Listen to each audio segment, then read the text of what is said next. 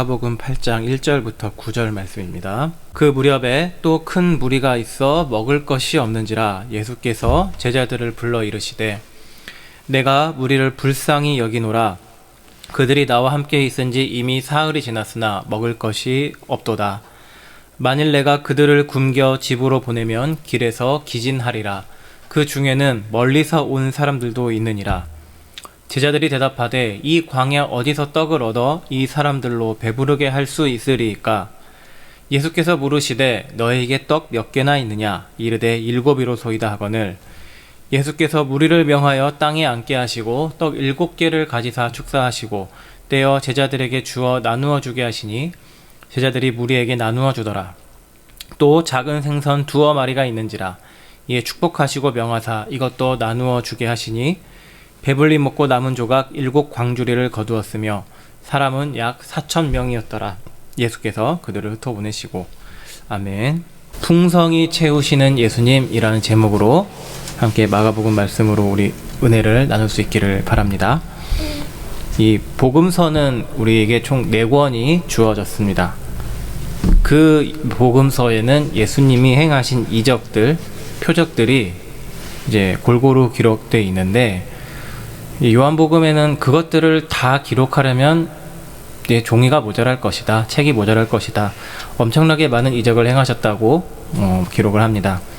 근데 사복음서 보면은 서로 겹치지 않는 이적들이 꽤 나옵니다. 근데 또 서로 겹치는 이적들도 몇 가지가 나오는데 그중 하나가 예수님의 그 이적 중에 가장 잘 알려진 이른바 오병이어 이적이지 않을까. 보리떡 5개와 물고기 2마리로 남자만 5,000명을 먹이신 이적. 그러니까 남자만 5,000명이라고 하니 한 대략 10,000명 정도 되지 않았을까로 추산을 합니다. 그 많은 사람들을 이제 요한복음에 보면 어느 한 소년이 가져온 도시락, 보리떡 5개와 물고기 2마리로 그러니까 딱 한 사람 먹을 정도의 분량입니다. 그것으로 모두를 배불리 먹이신 이적이 나옵니다. 근데 이제 마태복음하고 마가복음에만 또 기록된 이적이 오늘 살펴보는 이른바 칠병이어라고 부르는 이적입니다. 오병이어하고 사실 크게 달라 보이지 않습니다. 떡 7개, 2개가 또 다르고 물고기 2마리, 2마리인지 3마리인지 확실하지 않은데 그쯤 되는 겁니다. 작은 물고기 2마리로 4,000명이 되는 사람들을 먹이신 이적. 그래서 어떤 학자들을 보니까 내용이 너무 비슷하기도 하고 그래서 똑같은 내용이 그냥 이중으로 숫자 조금 바뀌고 그렇게 기록된 거 아니냐 생각하기도 하지만 성경의 말씀은 하나도 허투루 기록된 것이 없습니다.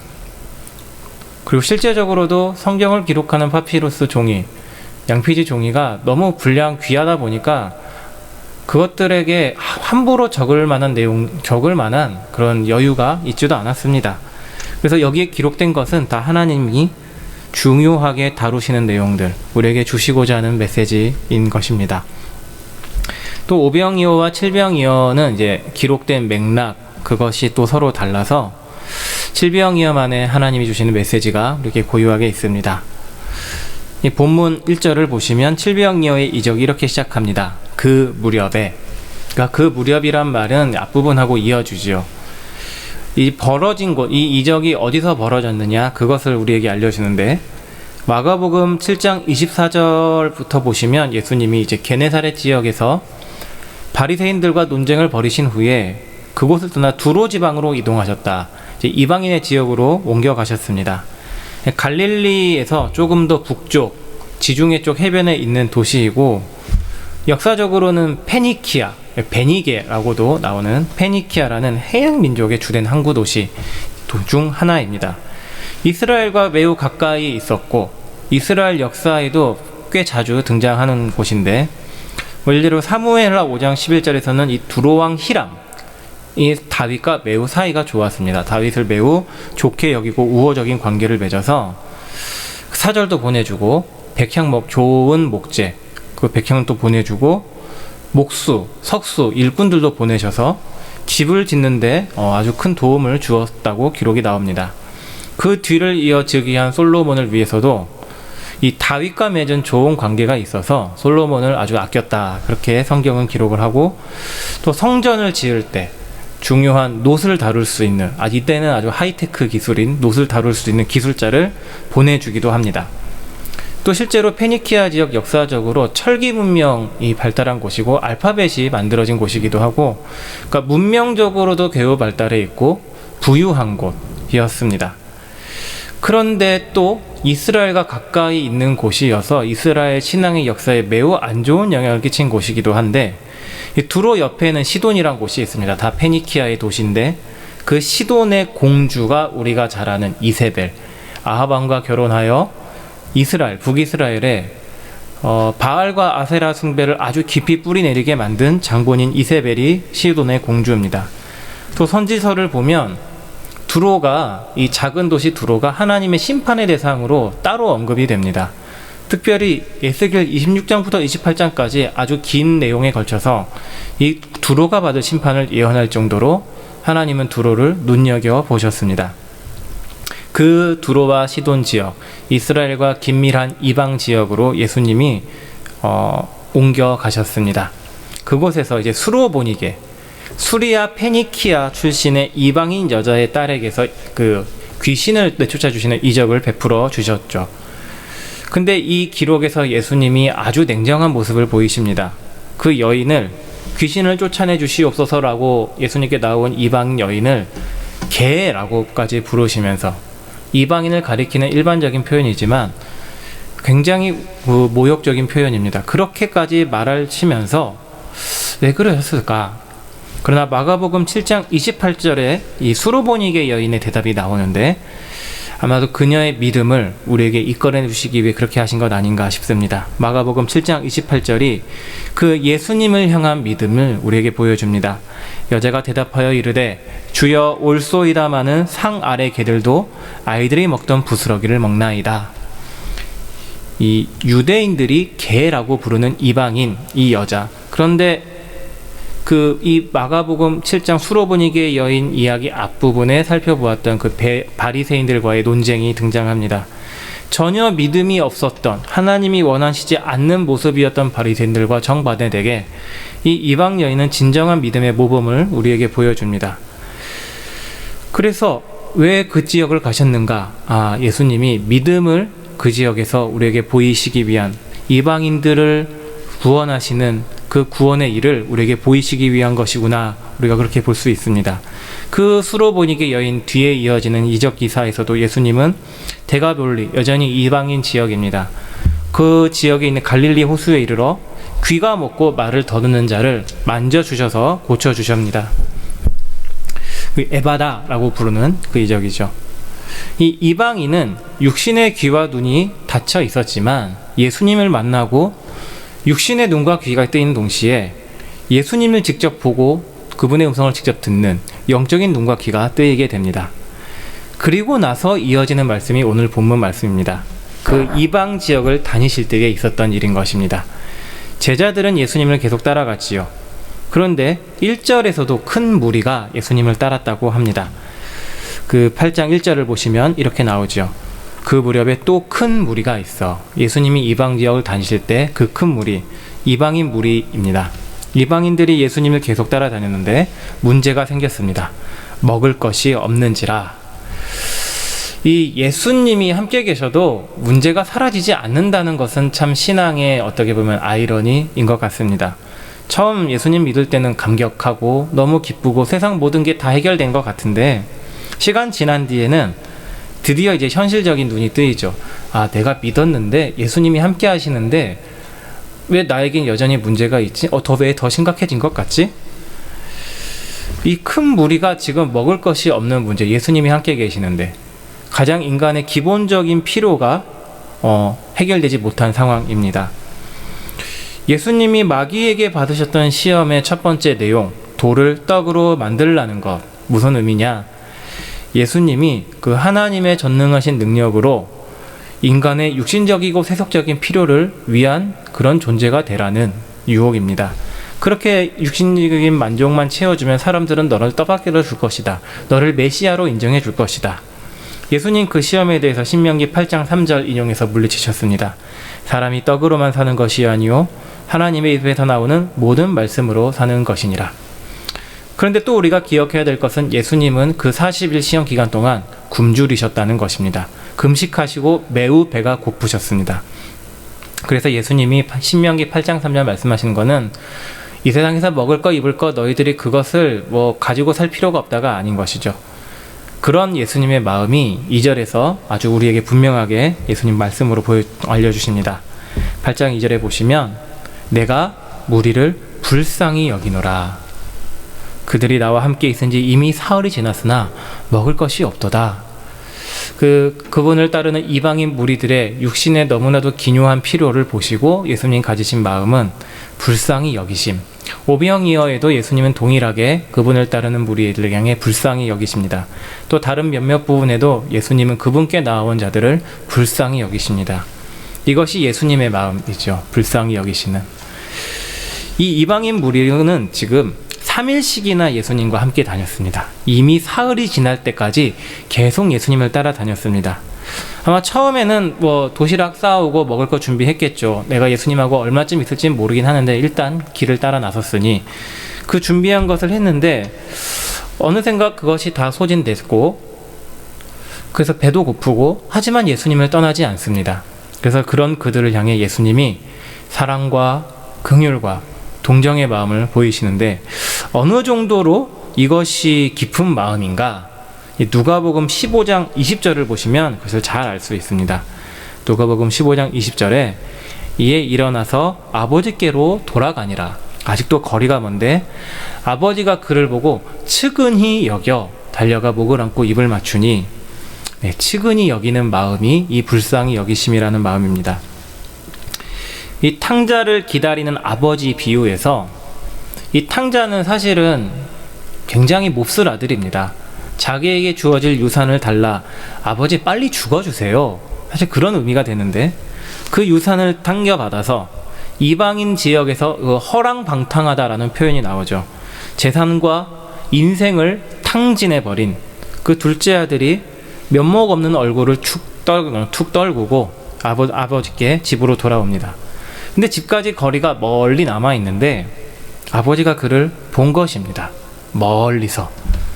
그 아버지 집 나간 아들이 이제 오나 언제 오나 계속 기다린 것이죠. 그 길목을 계속 바라보며 기다리던 아버지가 멀리서 아들이다. 집 나간 둘째 아들이다. 보자마자 달려갑니다. 아주 그냥 헐레벌떡 달려가서 목을 안고 입을 맞추고 격한 사랑으로 아들을 맞아줍니다. 이 마음이 측은히 여기는 마음, 집 나간 아들 가장 소중히 여기는 마음, 더러워진 아들이지만 가장 불쌍히 여기는 그 마음이 지금 예수님이 무리를 향해 가지신 그 마음입니다. 하나님이 우리에게 가지신 마음도 그러하죠. 너희가 죄인이다. 물론 죄에 대해서 하나님 진노하시지만 그 죄로 인해 고통받는 그 사람들의 영혼을 보시며 안타까움과 불쌍함과 그 아픈 마음으로 우리를 계속해서 대하고 계시고 말씀을 주고 계십니다. 그렇게 사흘이나 되어서 먹을 것 없어 줄이는 이들 위해 예수님이 불쌍히 여기신 마음, 그 3절에서 계속 그것을 우리에게 말씀해 주십니다. 내가 그들을 굶겨 집으로 보내면 길에서 기진하리라. 그 중에는 멀리서 온 사람들도 있느니라. 이렇게 배 쫄쫄 굶은 채로 집에 가서 밥 좀 먹으세요 라고 하면 어떻게 되겠느냐? 길 나가 배고파서 쓰러질 수 있다. 큰일 난다. 멀리서 온 사람들이 있는데 그 사람들 그거 감당하지 못한다. 연약함을 아십니다. 우리 주님은. 그런데 이 사람들도 우리가 생각해 볼 필요가 있습니다. 먹을 것 없고 힘들고 지치면 안 되겠다 이제 집에 가도 사실 잘못된 건 아닙니다. 먹고 다시 예수님 또 만날 수는 있을 수 있으니까요. 하지만 예수님 떠나지 않았습니다. 이 사람들은 쫄쫄 굶어도 먹을 게 없어도 그냥 예수님 함께 하고 싶어서 그분을 따라갔습니다. 멀리서 온 사람들, 그런 그들에게 예수님 먹이고 싶으셨습니다. 우리도 멀리서 자기 힘들게 만나러 온 사람 시간 너무 없어도 어떻게든 밥 한 끼 먹이고 싶어 하는 거, 그게 정상이죠. 바른 마음이고 당연한 마음입니다. 그러니까 예수님 우리들이 가진 그 육신적인 연약함에 절대 무정하게 냉정하게 대하시지 않으십니다. 오히려 가장 깊은 긍휼로 밥이라도 먹이고 싶으시는 그 마음으로 우리를 늘 대하고 계십니다. 히브리서 4장 15절에서 예수님이 우리의 연약함을 어떻게 하시냐 우리에게 이렇게 말씀합니다. 우리에게 있는 대제사장, 그 하나님하고 우리 사이를 연결하는 하나님께 가장 가까이 나아가 있는 그 분이 우리의 연약함을 동정하실 수 있다. 동정하지 못하실 리가 아니다. 2번 부정으로 강조합니다. 깊이 동정하실 수 있다. 모든 일에 우리와 똑같이 시험을 받으신 이로되 우리의 연약함을 그분이 직접 다 감당하셨습니다. 대신에 죄는 없으시니라. 주님께는 죄가 없다는 것, 온전하신 그분이 우리의 연약함을 가장 깊은 곳까지 아시고 체험하셨기 때문에 우리의 그 구원을 위해 오셨기 때문에 우리가 구원을 상속받는 백성, 자기 형제 자매로 삼으시기 위해 동일한 인간이 되신 것입니다. 예수님 똑같이 우리랑 아기 시기를 다 보내고 똑같이 잘하시고 사랑과 관계하셨다는 것. 그래서 그분이 그냥 툭 떨어지신 분이 아니라 인간의 삶을 그대로 다 경험하시면서 우리가 가진 연약함, 아픔, 배고픔, 추위, 짜증, 그런 마음들, 힘든 마음들, 슬픔들 다 깊이 아신 것입니다. 그래서 예수님 앞에 나가면 아무도 거절받지 않습니다. 우리의 연약함을 주님이 다 경험하셨기 때문에 모든 걸 포용해 주십니다. 그래서 우리는 히브리서 4장 16절 말씀하신 대로 예수님 앞으로 나아가는 것입니다. 그러므로 우리는 긍휼하심을 받고 주님이 우리를 향해 가지시는 그 긍휼한 마음을 실제로 받아 누리고 때를 따라 돕는 은혜를 얻기 위하여 하나님이 예수님을 통해 늘 때에 알맞게 시의적절하게 베푸시는 그 은혜를 우리가 실제로 받아 누리기 위하여 은혜의 보좌 앞에, 예수님 계시는 그 은혜의 보좌 앞에, 예수님 앞에 담대히 나아갈 것이니라. 두려워하는 마음이 아니라 반드시 그 은혜를 받을 것이라는 확신으로 나아가야 할 것이니라. 그래서 그분께, 예수님께 나아가는 자는 이 은혜를 반드시 받습니다. 예수님의 은혜의 창고는 인색하지 않습니다. 항상 문이 활짝 열려 있고 그분께 나아가는 자들은 그 은혜를 넘치게 풍성하게 받을 수 있습니다. 지금 이 예수님을 따르는 4,000명 무리들을 예수님은 먹이심으로써 그 은혜를 베풀려고 하십니다. 근데 제자들은 4절에서 예수님의 마음을 들었는데 이렇게 대답을 하죠. 제자들이 대답하되 이 광야 어디서 떡을 얻어 이 사람들로 배부르게 할 수 있으리까?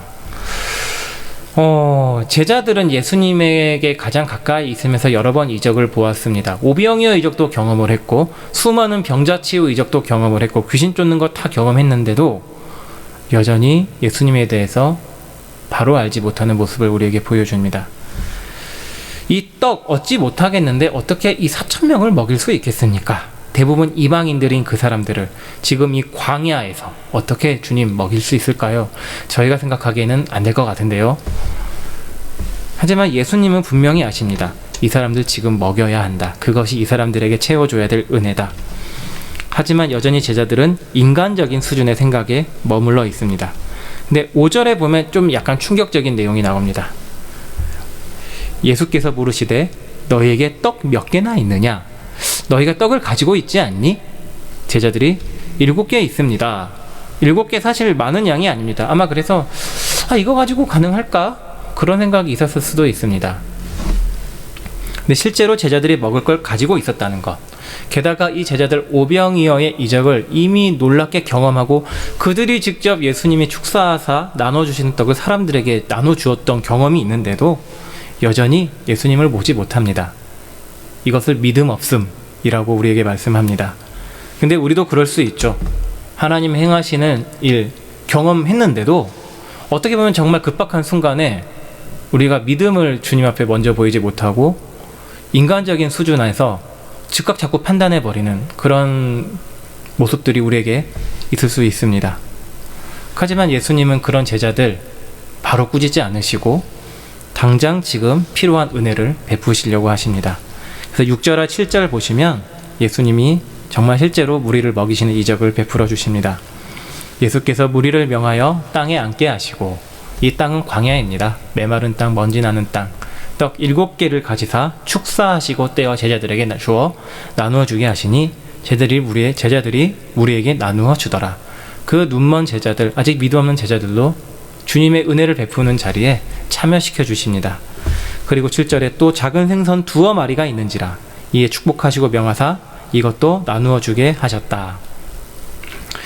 근데 오병이어 이적하고 약간 차이가 있는 것이, 오병이어 때는 50명 100명씩 무리지어 앉게 했습니다. 그러니까 이스라엘이 광야 지날 때 진영별로 모였던 것 같은 그런 자리인데, 여기선 이제 4,000명은 그냥 자리에 앉게 하신 차이가 있습니다. 또 이제 이 오병이어가 광야 시절을 떠올리게 하는 이적입니다. 만나를 베푸시게 하는. 근데 지금 칠병이어는 예수님이 이방인을 향해 직접 베푸시는 식사 자리, 그렇게 우리가 볼 수 있습니다. 이 이방인들은 구약을 잘 모르죠. 하지만 지금 예수님을 따르는 사람들, 예수님이 베푸시는 식사 자리에 함께 초대받고 참여할 수 있습니다. 그 자리가 메마른 광야일지라도 예수님이 축사하시고 음식을 베풀어 주시면 그곳이 하늘의 식사 자리가 됩니다. 이것이 바로 예수님이 그분과 함께하고 그분을 따르는 자들에게 베푸시는, 풍성하게 채우시고 먹이시고 만족하게 하시는 은혜입니다. 주변에 보이는 것은 사실 그대로죠. 여전히 메마른 땅, 바람 막 먼지바람 날리고, 근데 그 자리가 은혜로 인해 식사 자리로 바뀌듯이 메마른 나의 마음, 나의 상황, 나의 인생이 예수님이 축복하시고 은혜를 베풀어 주시면, 아, 내가 예수님으로 말미암아 만족을 누리는 삶이구나, 그것을 깨닫는 자리가 됩니다. 그 은혜 절대로 야박하지 않습니다. 이 얼마나 풍성하고 얼마나 모자람 없이 차고 넘치느냐. 마가복음 8장 8절 9절이 이렇게 말씀합니다. 배불리 먹고, 배 빵빵하게 먹고, 아이고 배부르다 더 못 먹겠다, 그때까지 충분히 원하는 대로 먹고 남은 조각 7 광주리를 거두었으며. 예수님은 우리의 모든 필요를 언제나 넉넉하게 풍족하게 채우실 수 있는 하나님이십니다. 나무가 열매를 많이 맺고 늘 푸르르려면 물과 양분을 풍족하게 공급받으면 됩니다. 그러면 물과 양분이 늘 주어지는 근원에 심겨지면 되는데, 이것이 예레미야 17장 8절이 우리에게 말씀하시는 하나님을 의지하고 그분께 자신을 맡기는 사람의 복된 모습입니다. 예레미야 17장 8절 보시면, 그는 물가에 심어진 나무가 그 뿌리를 강변에 뻗치고 더위가 올지라도 두려워하지 아니하며 그 잎이 청정하며 가무는 해에도 걱정이 없고 결실이 그치지 아니함 같으니라. 하나님을 의지하고 그분을 신뢰하는 자는 하나님의 공급하심을 언제나 풍성히 누립니다. 믿음으로 하나님의 은혜를 받습니다. 이스라엘의 역사에서 그것을 보여주죠. 광야에서 만나, 메추라기, 배고프다고 했더니 주님 먹이시고, 목마르다고 했더니 물 반석에서 나게 해주시고, 신명기 8장 7절부터 그리고 약속하신 것, 너희들이 그렇게 하나님의 공급하심을 따라 너희들이 지금 나아가는 그 약속의 땅은 얼마나 풍족한 곳이냐. 신명기 8장 9절과 10절이 이렇게 말씀합니다. 내가 먹을 것에 모자람이 없고 내게 아무 부족함이 없는 땅이며 그 땅의 돌은 철이요 산에서는 동을 캘 것이라. 자원이 아주 풍부합니다. 그리고 내가 먹어서 배부르고 내 하나님 여호와께서 옥토, 비옥한 토지, 그것을 내게 주셨으므로 말미암아 그를 찬송하리라. 하나님이 우리에게 풍족하게 먹이시고 그것으로 하나님을 찬송하게 하십니다. 이 약속의 땅, 젖과 꿀이 흐르는 땅, 그것에 가는 길은 어떻게 가냐? 딱 한 가지뿐. 신명기 8장 6절이 그 유일한 방법을 우리에게 말씀합니다. 내 하나님 여호와의 명령을 지켜 그의 길을 따라가며 그를 경외할지니라. 하나님을 따르는 것, 그분의 뜻을 따라 지키는 것, 하나님을 경외하며 가까이 하는 것, 그 딱 한 길뿐이다. 그러면 약속의 땅에 들어가게 된다. 그 길이 우리에게 오신 예수님입니다. 하나님께로 향하는 새롭고 산 길이신 예수님, 그 예수님을 따르는 사람들만이 예수님이 풍부하게 베푸시는 그 풍성히 먹이시는 채우심을 마음껏 누릴 수 있습니다. 이 이방인들이 그것을 우리에게 보여준 겁니다. 사흘 동안 기진맥진했을지라도 그들은 주님은 떠나지 않았죠. 그런 그들에게 예수님이 먹이셨습니다. 얼마나 풍성히 먹이셨냐면 먹고 남은 것 7 광주리에 거둘 정도로. 이 거둔 용기 뱃수만 보면은 그냥 단순히 숫자만 따지면 오병이어가 더 많죠. 12바구니. 이 바구니는 이스라엘 12지파를 상징하고 실제로 하나님이 하나님의 백성들을 풍성하게 채우신다, 그것을 가리킵니다. 근데 칠병이어 기적 보면 7 광주리라고 합니다. 바구니와 광주리 얼마나 크기가 차이가 있는가? 이 사도행전 9장 25절을 보면 광주리의 크기가 얼마인지를 우리가 짐작할 수 있습니다. 그의 제자들이 밤에 사울을 광주리에 담아 성벽에서 달아내리니라. 사울을 광주리에 담았다. 그러니까 성인 남성이 몸을 숨길 수 있을 정도의 크기입니다. 굉장히 큰 거죠. 부피로 따지면 글쎄요, 한 40리터 더 이상 될까요? 50리터? 근데 바구니, 오병이어의 바구니는 한 4에서 6리터 정도 되는 크기입니다. 그 4, 6리터도 충분히 큰데 광주리는 성인 남성을 숨길 만큼 큽니다. 그렇다면 7 광주리를 남겼다는 것은 예수님이 우리에게 베푸시는 것, 풍성하고 풍성해서 절대 모자람이 없다. 유대인이든 이방인이든 그분께로 나아가는 사람을 예수님 모두에게 만족시킬 수 있다. 우리에게 말씀하는 것입니다. 이 로마서 10장 12절이 이것을 우리에게 이렇게 교훈합니다. 유대인이나 헬라인이나 차별이 없습니다. 한 분이신 주께서 모든 사람의 주가 되사 그를 부르는 모든 사람에게 부요하시도다. 예수님을 믿는 자들에게 부요함이 되시는 예수님, 그것은 세속적인 재물이나 육신의 정욕을 위한 것이 아니죠. 사람이 진정으로 필요하는 것을 채워주시는 부요함. 무엇이냐? 구원, 생명을 얻는 것, 하나님으로만 만족하는 것. 이것이 사실 모든 사람이 갈망하고 바라고 또 바라는 것입니다. 길버트 체스터선의 그 정통이라는 책에 보면 굉장히 충격적인, 우리가 생각해 볼 만한 문구가 나옵니다. 창녀촌을 들락거리는 사람은 사실 하나님을 찾는 것이다. 성적인 만족을 계속 갈구하는 사람은 사실 하나님을 찾고 있는 사람이다. 그러니 하나님이 그 사람에게 무엇을 주고 싶어 하시겠습니까?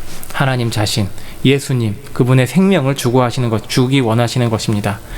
그러한 사람들, 우리 모두의 갈망, 영혼의 갈망을 채우실 수 있는 분은 예수님 뿐이십니다. 이 영혼의 갈망을 채우기 위해 예수님이 우리에게 행하신 단 하나, 절대로 변하지 않고 아무도 이루지 못할 그 일, 십자가를 지고 우리 죄에 대한 목숨값을 치러 주신 것입니다. 이것을 자신을 비우신 것이라고 성경은 말씀합니다. 믿는 자를 부요하게 채우시기 위해 예수님이 사람이 되시고 고난당하시고 죽으심으로써 비천하고 가난해지신 것입니다. 고린도후서 8장 9절이 이것을 이렇게 말씀합니다. 우리 주 예수 그리스도의 은혜를 너희가 알거니와, 너희가 십자가를 알거니와, 이로써 너희를 위하여 가난하게 되심은 그의 가난함으로 말미암아 너희를 부요하게 하려 하심이라. 아멘. 그 완전하신 사람이 되신 분이 우리를 부요하기 위해 가장 가난해지셨다. 비천하고 가난하게 되신 예수님을 믿는 자, 그분을 믿는 자가 진정한 부요함, 끝없는 영혼의 은혜 공급을 받습니다. 그런 사람만 또 주님을 따를 수 있게 됩니다. 그것이 가장 귀하고 값지다는 것을 맛보아 알기 때문입니다. 그래서 그 은혜를 정말 진정으로 맛본 사람들은 유혹과 핍박 앞에서 절대 중요한 것을 포기하지 않게 됩니다. 사대교회가 칭찬받은 것이 바로 그것 때문이지요. 믿음을 너희가 지키고 있었다.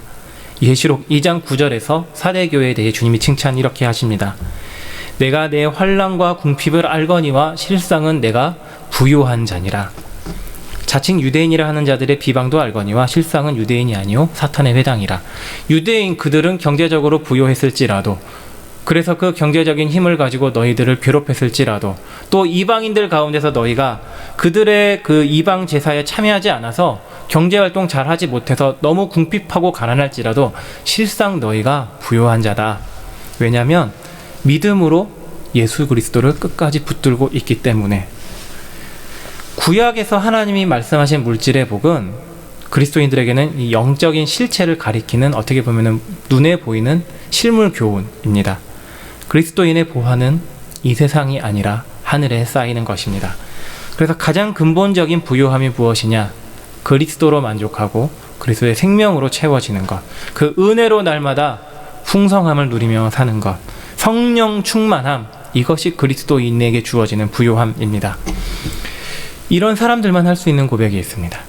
주님의 은혜를 누리는 사람, 성령 충만한 사람, 하늘의 보화를 쌓는 사람만이 할 수 있는 고백은, 실상 우리가 어떻게 보면은 나의 일을 이루기 위해 자꾸 하나님을 끌어다 쓰는 것 아닌가 좀 생각해 볼 만한 본문이기도 합니다. 주님이 믿는 자들의 부요함이 되시기 때문에 할 수 있는 고백이 빌립보서 4장 13절의 고백입니다. 이것을 우리가 다 같이 고백하도록 하겠습니다. 다 같이 읽겠습니다. 시작. 내게 능력 주시는 자 안에서 내가 모든 것을 할 수 있느니라. 아멘. 능력 주시는 이 예수님, 우리 주님, 그 주님이 능력 되시고 공급하시는 분이기 때문에 모든 것을 할 수 있다. 하지만 이 모든 일은 나의 만족과 유익을 위한 일이 아니라 주님을 따르는 일입니다. 그것이 빌립보서 4장 12절에서 하시는 말씀입니다. 나는 비천에 처할 줄도 알고 풍부에 처할 줄도 알아. 모든 일, 곧 배부름과 배고픔과 풍부와 궁핍에도 처할 줄 아는 일체의 비결을 배웠노라. 비천할 때나 풍부할 때나 믿는 자, 하나님의 은혜, 예수 그리스도의 은혜를 풍성히 누리는 자는 부요합니다.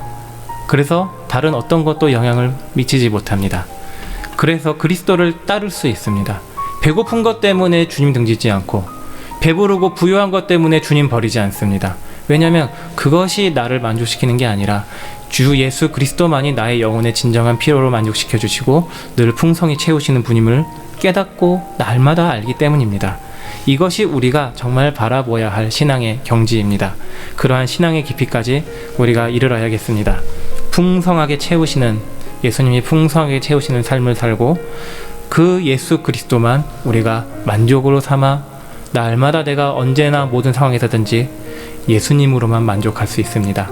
그분으로만 나는 지금 만족하고 있습니다. 앞으로도 만족하겠습니다.